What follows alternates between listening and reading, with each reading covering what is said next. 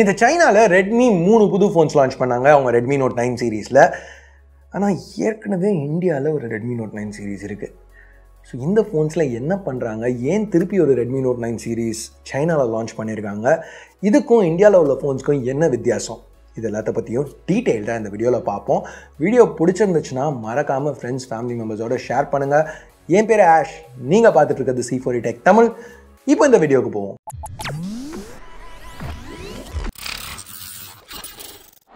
So நான் ஏற்கனவே சொன்ன மாதிரி இந்தியாவில் மட்டும் இல்லை, நிறைய மார்க்கெட்ஸில் Redmi Note 9 series Redmi launch பண்ணிட்டாங்க. ஆனால் சைனாவில் இது வரைக்கும் அவங்க லான்ச் பண்ணல. நேற்று தான் 3 புது ஃபோன்ஸ் அன்வீல் பண்ணாங்க.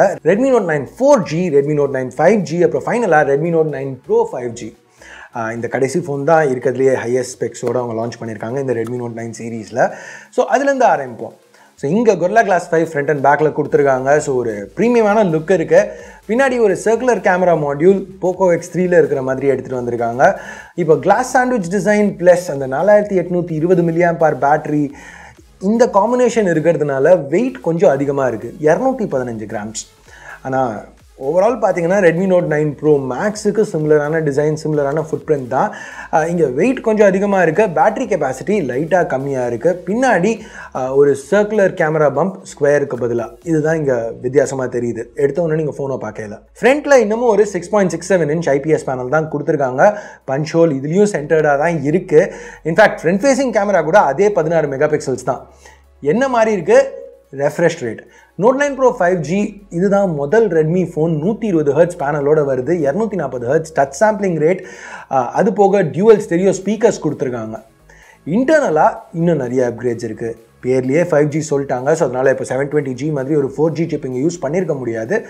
அதுக்கு பதிலாக Snapdragon 750G யூஸ் பண்ணியிருக்காங்க. இது கூட 6 இல்லை 8 GB RAM, அப்புறம் 128 இல்லை 256 GB UFS 2.2 ஸ்டோரேஜ். ஸோ இது ஒரு புது ஸ்டோரேஜ். UFS 2.1ஓட இதோட பெர்ஃபார்மன்ஸ் பெட்டராக இருக்கும் அப்படின்னு சொல்கிறாங்க. அஃப்கோர்ஸ் இதுக்கு மேலே உங்களுக்கு இன்னும் எக்ஸ்பேண்ட் பண்ணணுன்னா மைக்ரோ SD யூஸ் பண்ணி நீங்கள் எக்ஸ்பேண்ட் பண்ணிக்கலாம். கேமிங்னு வரையில் Adreno 619 GPU இருக்குது. லிக்விட் கூலிங்கும் இங்கே யூஸ் பண்ணியிருக்காங்க, டெம்பரேச்சர்ஸை வந்து கண்ட்ரோலில் வைக்கணுங்கிறதுக்காக, ஹீட்டிங் எதுவும் இருக்கக்கூடாதுங்கிறதுக்காக. Battery capacity 4820 mAh. ஸோ இது இந்தியாவில் லான்ச் பண்ண Redmi Note 9 Pro Maxோட ஒரு 4% கம்மி. ஆனால் இன்னும் திக்னஸ் கொஞ்சம் அதிகமாக இருக்குது, வெயிட்டும் அதிகமாக தான் இருக்குது இந்தியன் Redmi Note 9 Pro Maxோட. ஓகே, இதை பற்றி நம்ம ஏற்கனவே பார்த்துட்டோம். ஸோ இப்போ நம்ம சார்ஜிங் ஸ்பீட்ஸ் பற்றி பார்ப்போம். இங்கே சார்ஜிங் ஸ்பீட் எதுவும் மாறல, இன்னும் அதே 33 வாட்ஸ் தான். 0 to 100 1 மணி நேரத்துக்குள்ளே சார்ஜ் பண்ண முடியும்னு ரெட்மி சொல்கிறாங்க. அந்த ஃபுல் சார்ஜுக்கு டைப் சி போர்ட் பாட்டமில் கொடுத்துருக்காங்க. ஹெட்ஃபோன் ஜாக் ரீடைன் பண்ணியிருக்காங்க. ஹைரஸ் ஆடியோ சர்டிஃபிகேஷனும் இந்த ஃபோனுக்கு இருக்குது. ஃபிங்கர் பிரிண்ட் ஸ்கேனர் பவர் பட்டனுக்குள்ளே Redmi Note 9 Pro Maxல நம்ம பார்த்த மாதிரியே தான் இன்டெகிரேட் பண்ணியிருக்காங்க. இங்கே என்ன வித்தியாசம் அப்படின்னு கேட்டிங்கன்னா, NFC இருக்குது. அது போக ஒரு ஸ்பிளாஷ் ப்ரூஃப் நானோ கோட்டிங் கொடுத்துருக்காங்க ஃபோனுக்கு. கேமராஸ்னு வரையில் இதுதான் இருக்கிறதுலே மேஜர் சேஞ்ச். இங்கே ப்ரைமரி கேமரா சாம்சங்கோட 108 megapixel ISOCELL bright HM2 sensor.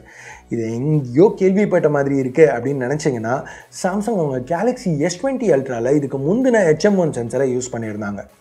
So இவ்வளோ ஒரு பெரிய சென்சரோட ஒரு வைடான f1.75 அபர்ச்சர் லென்ஸ் எடுத்துகிட்டு வரதுனால கேமரா பர்ஃபார்மன்ஸ் இங்கே நல்லா இருக்கும்னு எதிர்பார்க்குறேன். எனிவே இது ஒரு குவாட் கேமரா செட்டப். அடுத்து ஒரு 8 megapixel ultra wide 120 degree field of வியூவோடையும், அது கூட ரெண்டு 2 megapixel depth macro sensor, 2 option கொடுத்துருக்காங்க எல்லா பிராண்ட்ஸ் மாதிரியுமே கேமரா கவுண்ட்டை ஏற்றுறதுக்காக. இப்போது இதுதான் Redmi Note 9 Pro 5G. இப்போ ரெகுலர் Redmi Note 9 Pro 5Gக்கு வருவோம். இது கிட்டத்தட்ட அதே டிசைன் தான், லைட்டாக சின்னதாக இருக்குது. ஏன்னா டிஸ்பிளே சைஸ் 6.53 inches. இது இன்னும் IPS பேனல் தான், ஃபுல் HD+.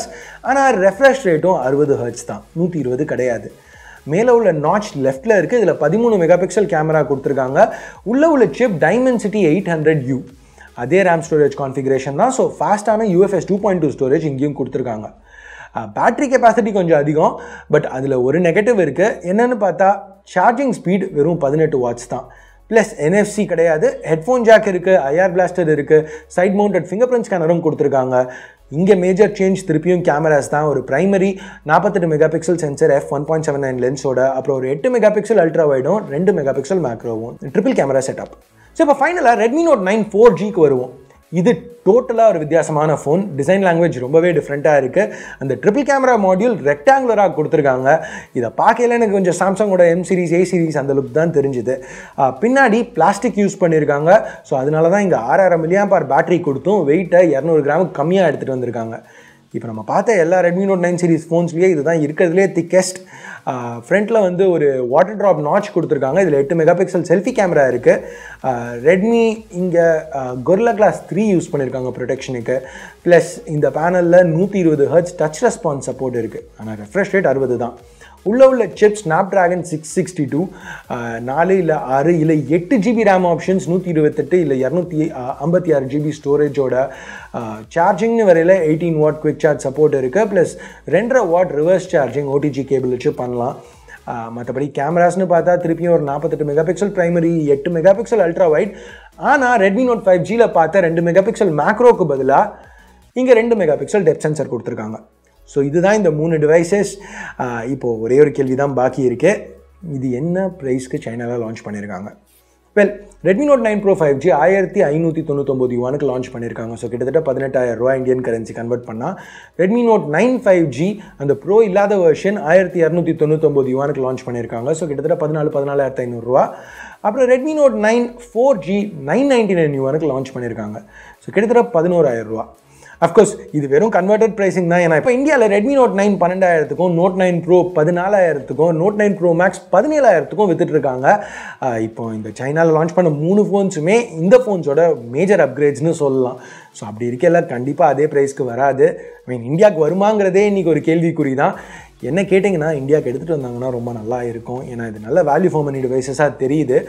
அஃப்கோர்ஸ் இந்தியாவுக்கு எடுத்துகிட்டு வரையில் இது நோட் 10 சொல்ல போகிறாங்களா, என்ன சொல்ல போகிறாங்க, என்ன ப்ரைஸ்க்கு எடுத்துகிட்டு போகிறாங்க, எடுத்துகிட்டு வருவாங்க, இந்த பாயிண்டில் தெரியாது. உங்கள் கருத்து என்ன? இந்த ஃபோன் இந்தியாவுக்கு வந்தால் நல்லா இருக்கும்னு நினைக்கிறீங்களா? அப்படி எடுத்துகிட்டு வந்தாங்கன்னா என்ன ப்ரைஸிங்க்கு எடுத்துகிட்டு வரணும்னு நினைக்கிறீங்க? கீழே கமெண்ட்ஸில் சொல்லுங்கள். ஸோ அவ்வளோதான் இந்த சின்ன வீடியோக்கு. பிடிச்சிருக்கு பிடிக்கல என்ன நினைக்கிறீங்களோ அதை பேஸ் பண்ணி தம்ஸ் அப் இல்லை தம்ஸ் டவுன் ப்ரெஸ் பண்ணுங்கள்.